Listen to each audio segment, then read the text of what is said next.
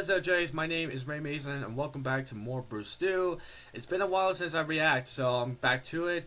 Today we're going to be reacting to childhood regrets. I definitely relate to this a lot, so I'm very excited to react to this. So, if you guys want me to react to any more, please let me know down in the comments down below. Also, subscribe to me with notifications as well as that bell button, because you never know when I do more just like this. Please check out the playlist on the top right corner of the screen of the pack explorations I did.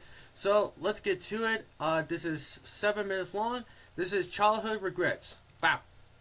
Alright, you ever think back to when you were a kid about some of the screwed up or embarrassing things that you took part in? Yep. You know what I'm talking about? Maybe you were the kid that peed your pants in the second grade during the spelling test. Or maybe you drop-kicked your best friend off a trampoline and broke his pelvis. Nope. Whatever it is, I think it's safe to say that we all have some deep-seated childhood regrets that we all carry around with us. Like, for example, one time when I was a kid, me and my sister decided to order a pizza. And the only problem with that was, it was the middle of winter, there was like a goddamn stage 3 blizzard outside. Now, what kind of asshole makes somebody deliver pizza in this hellish nightmare? There's fucking wampas outside and shit. Who does such a thing? Well, 9-year-old me and my older sister, that's who. So after like 2 hours of us ordering the pizza, our doorbell goes off, and like a piece of shit, my sister sends me out to face the poor bastard to get our pizza. So I open the door, and of course, the delivery guy's this old dude all hunched over, freezing his ass off. Oh, hi there, Sonny. Sorry I took so long. I almost slid into oncoming traffic getting here, and I have arthritis in both of my cankles, so I can't move so fast. Oh, no. Holy hell, what a complete perfect asshole I felt like taking this guy's pizza. To make matters worse, all my sister gave me to tip this guy was some crumpled up, crusty ass dollar bill that looked like somebody blew their nose into it. So I handed it over to the guy when all of a sudden, a fucking gust of wind rips it right out of my hand, and the thing goes tumbling off into the abyss,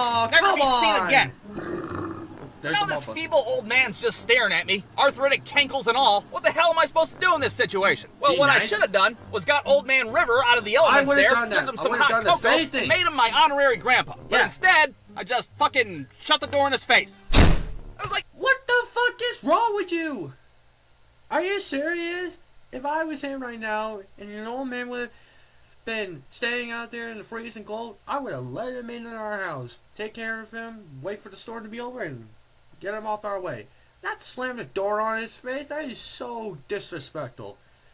8 years old, alright? I don't know what the hell to do in a situation like that. Don't. Oh, okay, have a good day then. I guess I'll die now. And that was it. I sat down and ate some pizza, and I never told anybody about that experience ever in my life. So now as a grown-ass man, 20 years later, I'll be laying in bed at night, and I'll just randomly start thinking of that old guy freezing his ass off. Yeah, that's gonna be a fun one to explain when I'm standing outside the pearly gates and shit. It says here that when you were 9, you attempted to murder an old man for a Little Caesars one-topping. Do you have anything to say for yourself? Yeah, I'm gonna have to plead the fifth on that one, Pete. But you see, that's the kind of shit that I'm talking about. Childhood regrets that you'll never live down. Now, another childhood regret of mine was when I was over at my friend Zachary's house that lived across the street. And Zachary was a weird-ass kid, but we'd always put up with him because he always had the coolest toys growing up. I mean, he had the Talk Boy from Home Alone, he had Furbies coming out the ass, he had the fucking robot from Rocky IV. The kid had it all, what can I say? But the thing that we were most envious of was his gigantic Pokemon card collection. And this was back in the 90s, when kids valued Pokemon cards more than life itself.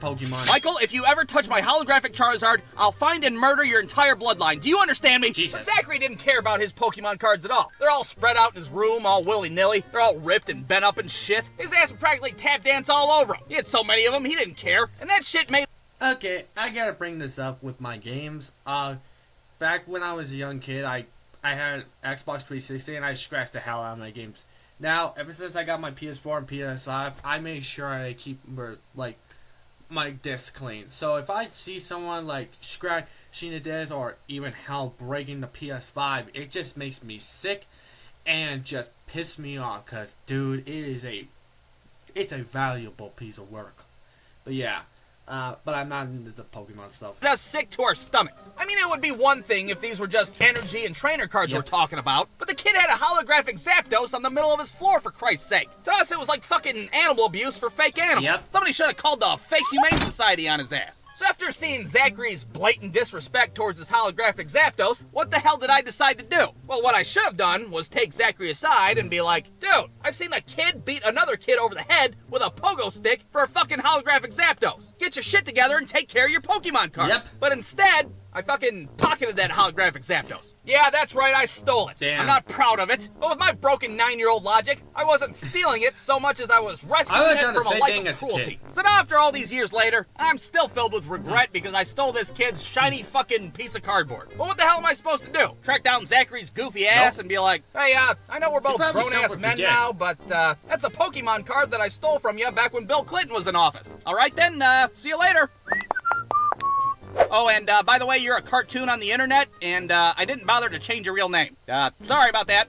So if you're watching this, Zach, I just want to say sorry about the petty theft, and if you want your Zapdos back, well, I still have it, because I take care of my goddamn Pokemon. Alright, let's do one more memory about me being a piece of shit, and we'll be done with it. Now this time, we're in my next-door neighbor Michael's front yard, and we're doing what most dirty little kids were doing in the 90s. We're playing WWF front yard wrestling, that's what we're doing. And this particular matchup was between my friends David and Michael. David, of course, was Stone Cold Steve Austin, and Michael, on the other hand, was Bill Goldberg.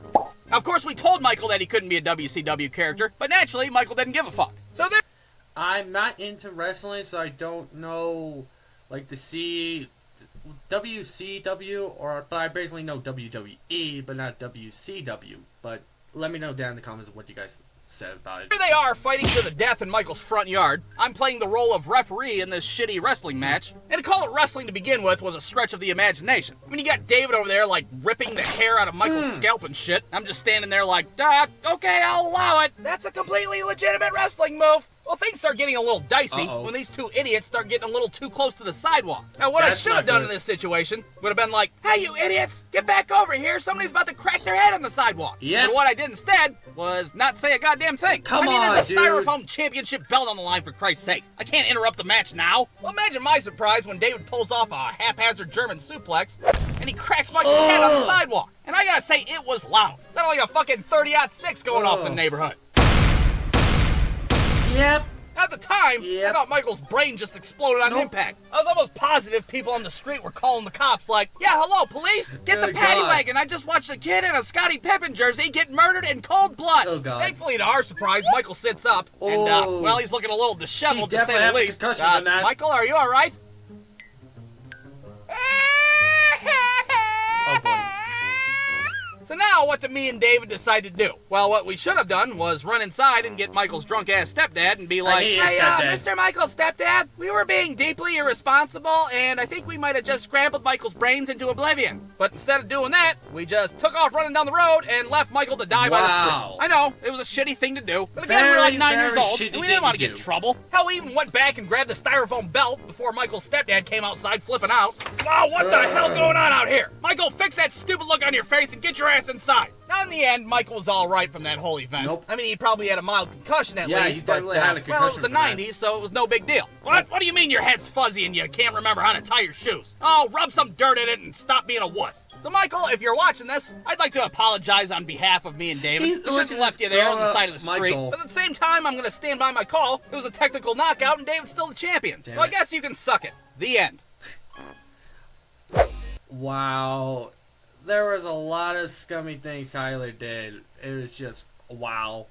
Yeah, there's a lot of childhood regrets I did as a kid, and none of them probably have been close to what Tyler did as a kid, but wow. Yeah, but I gotta say, I relate to this a lot, and I enjoyed it, and I hope you all enjoyed this video. If you all do, please leave a like. If you do, subscribe. Let's get to 1K subscribers. If you want more, please go down to the boys' channels, Battle Rhino, Wrestling Fuse, and Sponsor Living. All 3 channels are down, link in the description.